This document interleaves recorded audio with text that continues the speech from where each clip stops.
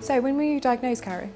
I was diagnosed at 18. I was admitted to hospital and that's when I got diagnosed. So after about 6 months of me initially going to the doctor. What about you? I was 16 when I was diagnosed, but I'd been ill for a long time, but they put it down to growing pains, fibromyalgia, ME, all of these things before they thought of arthritis. How about you? Yeah, I was 3, so I'm guessing mine's really different to both of you because you know what life was like beforehand, and then you've got GIA, and then I've only ever really known living with it forever, so it's slightly different.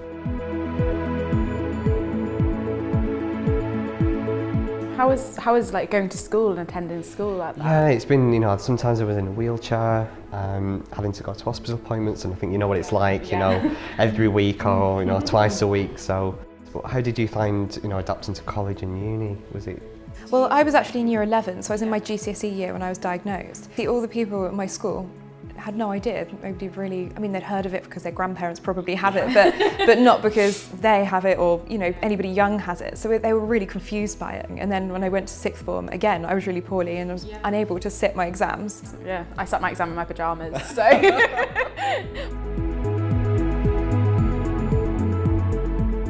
Do you feel that you have to be proactive in the condition? Because I think I personally feel that you have to be kind of on top of everything and make sure you're up to date with your blood results and everything like that to make sure that you're actually getting the best care that you need. You know, we have to live with it in terms of the fact that, you know, we've not been diagnosed age 50 or 60. We have to establish careers while having it.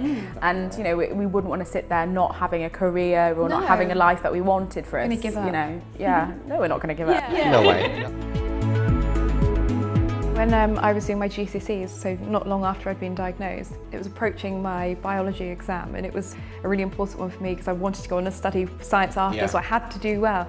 And I was really, really poorly. I'd been in hospital that morning and they sort of said, no, I don't think you should go back to school, I think you need to sort of stay here. And I was going, no, I need to sit this exam, I need to do it. And but yeah, I remember feeling just so poorly that day. My hardest day to date, it was probably the second time in my uni that I'd come in on a walking stick.